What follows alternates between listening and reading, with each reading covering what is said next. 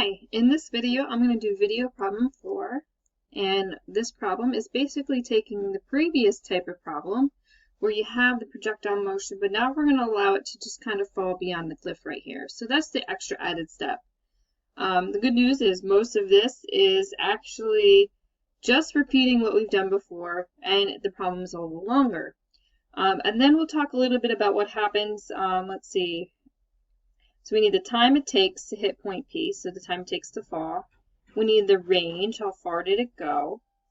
We need the horizontal and vertical components of the velocity, which we'll calculate. The magnitude of the velocity angle made when it hits the bottom here. And then the maximum height it reached. So we have a couple things like this. So as in any problem, you want to break it down into usable parts and then treat it as two separate parts like our motion. So when I have a problem that has a launch projectile off a cliff, I usually cut it off about right here. Because this part right here, I'll call it part 1, basically acts as a projectile problem that we've done in class. The object goes to here, it lands back on the ground if this were the ground. So that's part 1. Then part 2, I don't know why I wrote that as part 2. Let's write that as part 1. Here we go. Then we're going to treat this section of the motion right here, so parts 2. Now this almost acts like that free fall problem where we go up and down, but now we just have two components of velocity. So that's how I'll do this problem. Since we're finding out basically everything, there is really no specific way to do this. So you can do this problem in any order. But I usually like to try to find time at various locations, because if I know the time, I could probably figure out most of the other information. So first and foremost, as always, anytime you have a projectile launch at an angle, you must absolutely find the Vx and the Vy. So this is moving at 65 meters per second.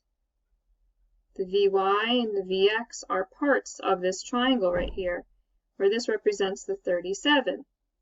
So Vx is going to be the cosine piece of this triangle, so it's going to be 65 meters per second times cosine 37 degrees.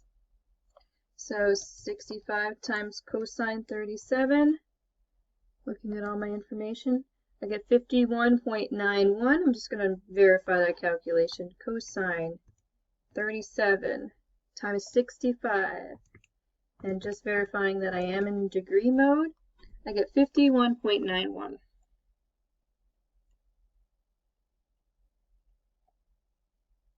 Vy is a similar calculation, but we're going to use the sine component. Now, hopefully your trig, so 37, you convince yourself that I am solving the opposite part of a triangle here. This is the opposite.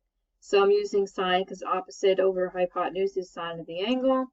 And when I rearrange, I get this. So my Vy is going to be 65 times sine 37, 39.12. Oops, 12 I said, right? 12, correct, meters per second. Okay, so I'm just going to write these in a nice, neat form. In fact, actually, I can even put it in our little chart right here for later. So X and Y. My Vx stays constant, so this number, I can use it. Oh, let me write down the right number, right? Vx, sorry, is 51.91. Since the x motion is constant the whole time, I can always reference this number for the x direction like that, meters per second. Now, the initial velocity at the launching point is our 39.12 meters per second there. So that is very important because I need these values because I cannot use 65 at all. So, whatever you do to help you do this, we're done with that. All right, so we need time, range, height, all this fun stuff. Okay, so what I'm going to do is start off in section 1. I'm just going to take it out of the problem down here and treat this like It was launched off the ground here. So my y initial velocity is going to be 39.12 meters per second.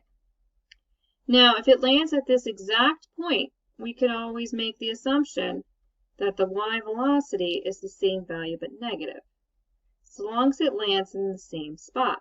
So that's pretty good right there. So what I'm going to do is find at least how far. I'll find all the information because we're going to need it for later. How long, how far, and how high. So let's go with time first. So I'm going to figure out how long it takes to make the arc.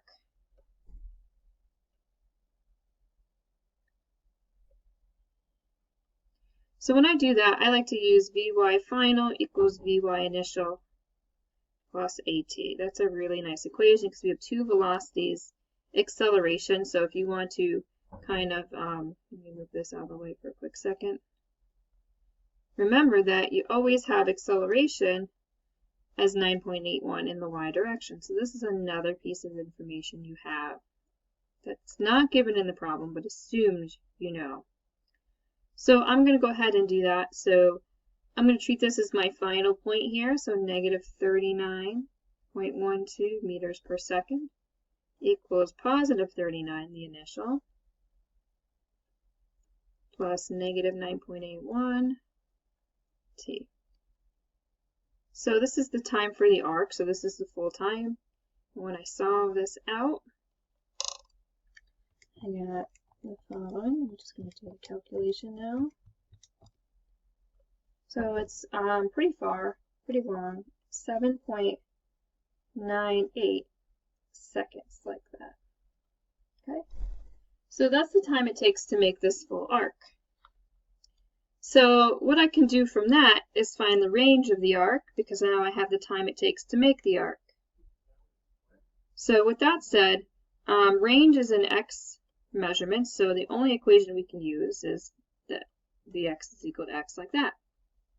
Vx comes from the velocity in the x direction, so that's the 51.91.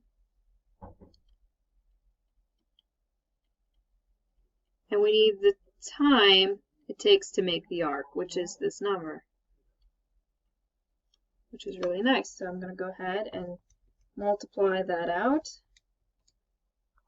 So I get an x distance, 414.01 meters. So I just calculated the distance from here to here. I'll write it 414.01 meters. So this whole thing right here.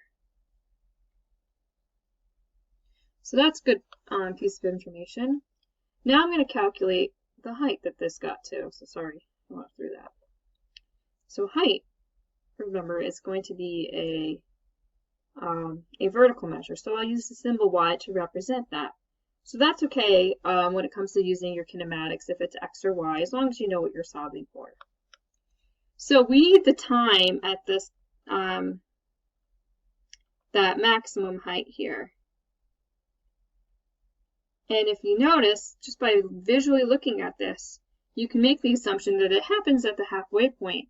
So time at the maximum height is going to be this value divided by 2. So 7.98 divided by 2, 3.99 seconds. It's so close to 4, so why don't we just go ahead and do that because it's easier. All right, it takes 4 seconds to get to that point. If I want a value of height, so delta, I'll use delta y for the height. I can actually use a few different approaches. We do also know that at the top of that peak will be 0 in the y direction as well.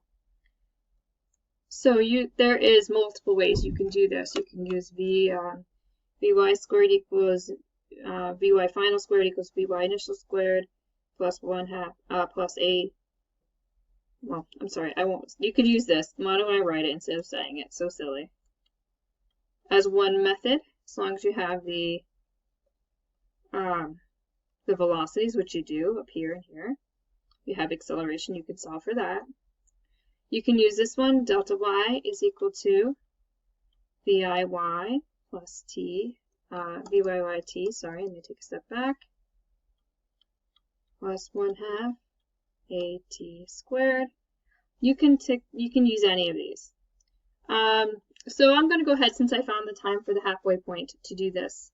If you notice, you don't have to do and find time, but I did it as a good step to see anyway. So let's go ahead and do this.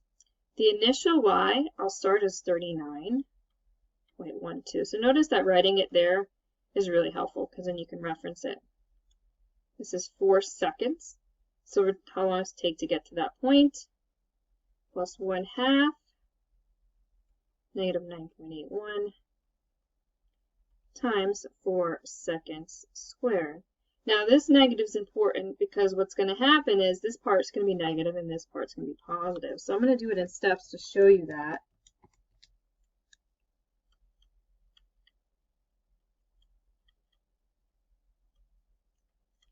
And then I'm going to do the second part now. And remember that this part will be negative. So a very common mistake people make is, they forget the negative and add this in. And of course the answer is wrong because you've actually said the object sped up over time instead of slowed down, which of course is not what's happening here. And what you get when you solve this out is 78. And notice that it's positive, which is good because it means it's rising, which it is. So this represents 78 meters like that. Okay, so we found all of the information for the arc at this point, so that's very good.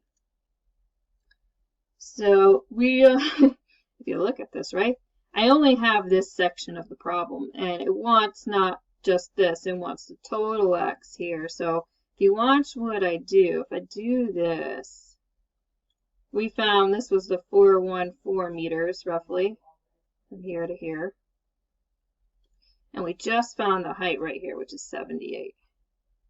The good news is we have the total height now because it's basically going to be the 125 plus the 78, which was the maximum height above. So we got that. I'll write down it in numerical ways. But now we have to treat this section here because we need the x right here so we can find out the total range.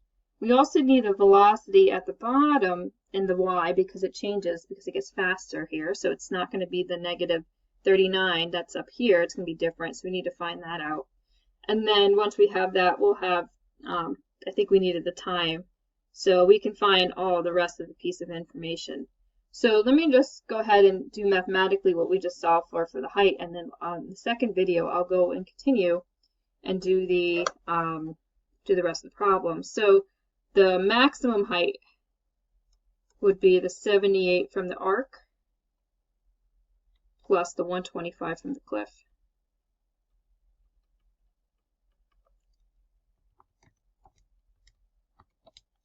$203. So there you go. That's one of the questions there. All right, so the next video I'll show you how to do the second part.